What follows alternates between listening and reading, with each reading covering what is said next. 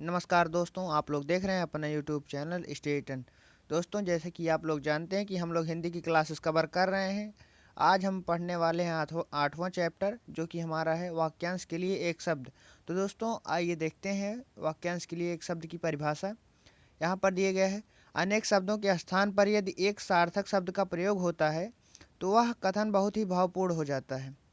तो आगे देखते हैं, इस प्रकार भावों की अभिव्यक्ति के लिए एक पूर्ण वाक्य अथवा अनेक शब्दों का प्रयोग न करके उसके स्थान पर एक उपयुक्त शब्द का प्रयोग भावों का ज़्यादा गहनता से स्पष्ट करता है। तो दोस्तों, परिभाषा देखते हैं, अधिक से अधिक विचारों की अभिव्यक्ति के लिए एक समानार्थक या भावपूर्ण शब्द का प्रयोग ही वाक्यांश के लिए एक शब्द कहलाता है। तो दोस्तों, यहाँ पर दिया गया है कुछ वाक्यांश और उनके एक शब्द। तो देखते हैं दोस्तों, एक अवस्था से दूसरी अवस्था में पहुंचना क्या कहलाता है? तो दोस्तों, इसे संक्रमण कहते हैं। देखते हैं दोस्तों आगे, पहली वर्षा का पानी नवोदक कहा जाता है। दोस्तों, ये मोस्ट इम्पोर्टेंट है क्योंकि ये बहुत ही ज़्यादा परीक्षाओं में पूछे जाने वाला क्वेश्चन है और ये बहुत कम स्थान पे मिलता है। तो देखते हैं दोस्तों आगे, आयु में बड़ा व्यक्ति ज्येष्ठ कहा जाता है, जिसमें भूली हुई किसी बात की पहचान हो, प्रत्यभिज्ञान होता है। अनुशासनात्मक कार्यवाही की प्रक्रिया के फलस्वरूप पद से नीचे उतरना पदावनति होता है।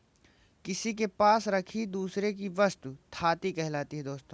दोस्तों देखते हैं आगे, बिना अधिकार के पराई वस्तु को काम में लाना अनधिकृत कहा जाता है, जो एक स्थान पर टिक कर नहीं रहता। या यावर उच्छिप्त का अर्थ होता है ऊपर की ओर उछाला या फेंका हुआ। तो दोस्तों, आइए देखते हैं आगे, दूसरों के दोष देखने वाला कहलाता है छिद्रान्वेषी। जिसका ज्ञान इंद्रियों द्वारा हो सके वह शब्द है गोचर। जीतने की इच्छा रखने के लिए एक शब्द है जिगीसा। जिसके विषय में ज्ञान ना हो के लिए एक शब्द है अनजान। तो दोस्तों देखते हैं आगे, संध्या और रात्रि के बीच का समय के लिए उपयुक्त शब्द क्या है? रात। युद्ध करने का इच्छुक के लिए शब्द है युयुत्सु। देखते हैं दोस्तों आगे, जिसका कोई अंत ना हो उसे कहते हैं अनंत। तो आगे देखते हैं, किसी बात का गूढ़ रहस्य जानने वाला मर्मज्ञ होता है। बिना पढ़ा हुआ अंश वाक्यांश के लिए एक शब्द होता है अपठित। सागर की आग के लिए प्रयुक्त होने वाला शब्द बड़वाग्नि। दोस्तों, ये मोस्ट इम्पोर्टेंट है, बड़वाग्नि। तो देखते हैं आगे, निष्पृह का अर्थ होता है जो इच्छा रहित हो। दोस्तों, आइए देखते हैं आगे,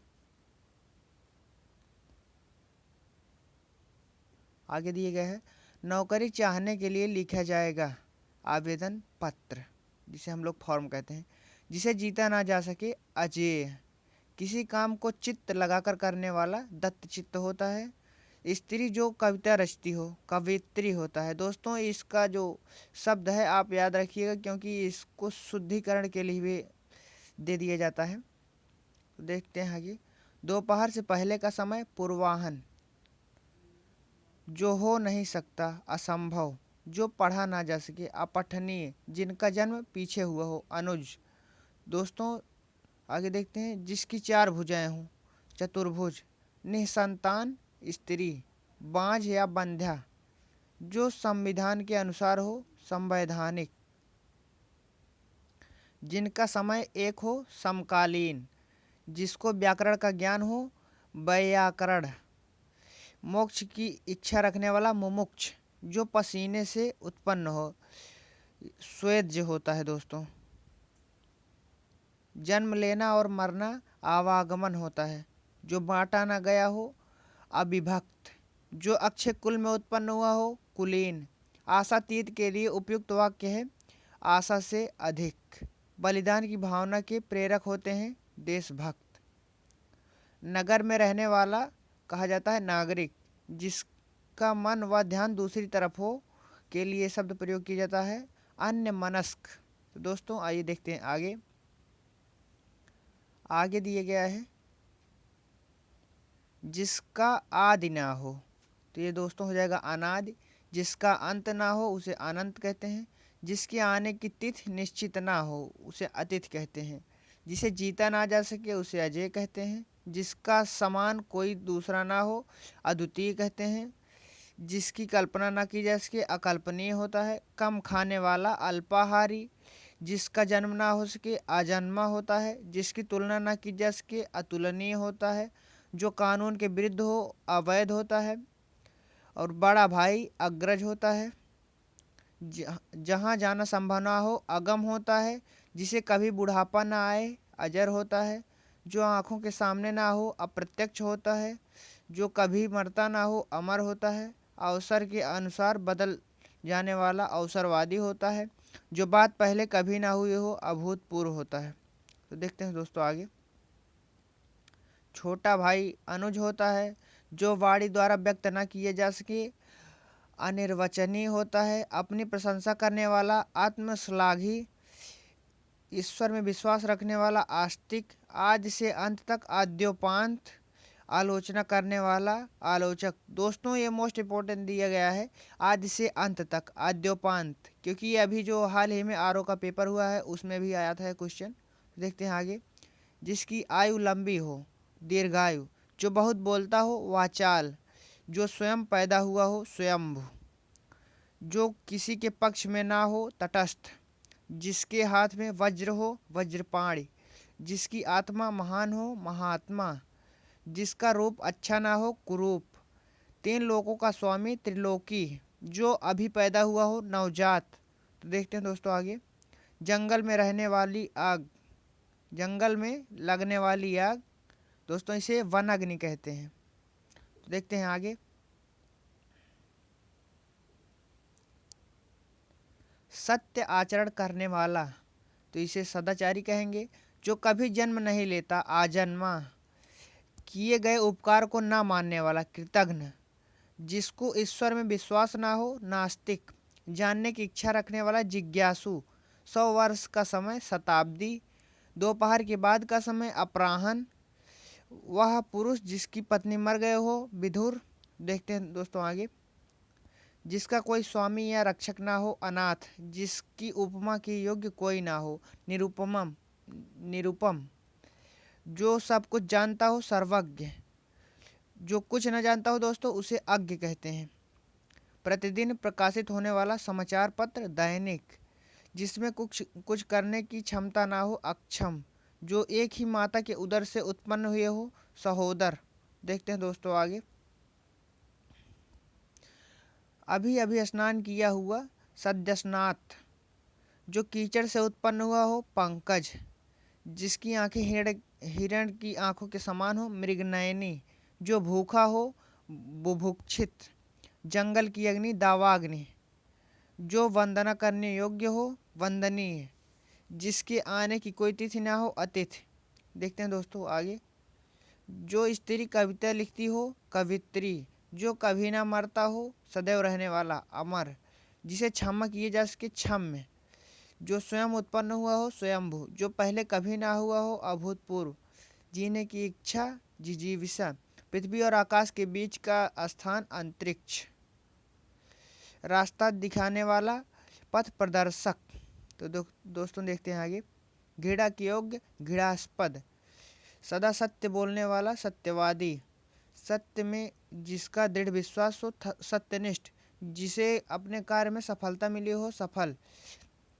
जिसकी इच्छाएं बहुत ऊंची हो महत्वाकांक्षी। दोपहर का समय मध्याह्न। जो इंद्रियों से परे हो इंद्रियतीत। जिसका दमन ना किए जा सके अदम्य। जिससे किसी की तुलना ना की जा सके अतुलनीय। तो दोस्तों देखते हैं आगे। जिसके समान कोई दूसरा ना हो अद्वितीय। जिसका कोई अंत ना हो अनंत। देखते हैं आगे।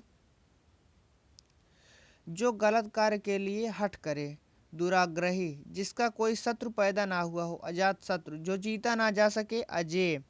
हृदय की बात जानने वाला अंतर्यामी। अनुकरण करने योग्य अनुकरणीय। जो सामान्य नियम के विरुद्ध हो अपवाद। जो ऋण से मुक्त हो गया हो उदृढ़।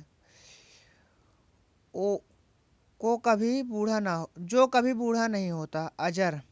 जिसको क्षमा न की जा सके अक्षम, जिसका जन्म पहले हुआ हो ऐसा भाई अग्रज, हाथी हाँकने का छोटा भाला अंकुश। तो दोस्तों देखते हैं आगे। जिसकी कल्पना न की जा सके अकल्पनीय, जिसके पास कुछ न हो अकिंचन, सबसे पहले गिना जाने वाला अग्रगण्य, बिना वेतन के लिए काम करने वाला अवैतनिक, जो विधान या नियम के प्रतिकूल हो अवैधानिक, रोगियों की चिकित्सा का स्थान चिकित्सालय, जो नष्ट होने वाला हो नश्वर, जिसका कोई आकार ना हो निराकार। 15वें दिन वाला। तो दोस्तों ये मोस्ट इम्पोर्टेंट है, क्योंकि यहाँ पर देखिए 15वें दिन वाला पाथिक, इसकी पूछे जाने की संभावना बढ़ गई है। तो दोस्तों देखते हैं आगे। जिसके आर पार देखा जा सके पारदर्शी, किसी कार्य को बार बार करने वाला पुनरावृत्ति कहलाता है, जो तुरंत किसी बात को सोच ले। प्रत्युत्पन्नमति, समान रूप से आगे बढ़ने की चेष्टा। प्रतिस्पर्धा, जो आंखों के सामने हो। प्रत्यक्ष, जो लौट गया है। प्रत्यावर्तित, विदेश में रहने वाला प्रवासी। तो देखते हैं दोस्तों आगे। प्रवासी कहाँ गया? हाँ देखते हैं दोस्तों, यहाँ पर दिए गए हैं। प्रार्थना पत्र भेजने वाला प्रार्थी। प्रिय बोलने वाली प्रियमवदा, बहुत से रूप धारण करने वाला बहुरूपिया, जल में लगने वाली आग बड़वाग्नि। दोस्तों ये मोस्ट इम्पोर्टेंट है, क्योंकि बड़वाग्नि कई स्थान पर हमने देखा। तो देखते हैं आगे। जिसने बहुत विद्वानों को सुना है बहुश्रुत, जो बहुत कुछ जानता हो बहुज्ञ, बहुत सी भाषाओं को जानने वाला बहुभाषाविद। तो देखते हैं आगे। वर्ष में एक बार प्रकाशित होने वाला वार्षिक, जिसके जोड़ का कोई दूसरा ना हो बेजोड़। छोटे कद का आदमी बौना, दीवार पर बने हुए चित्र भित्ति चित्र कहते हैं।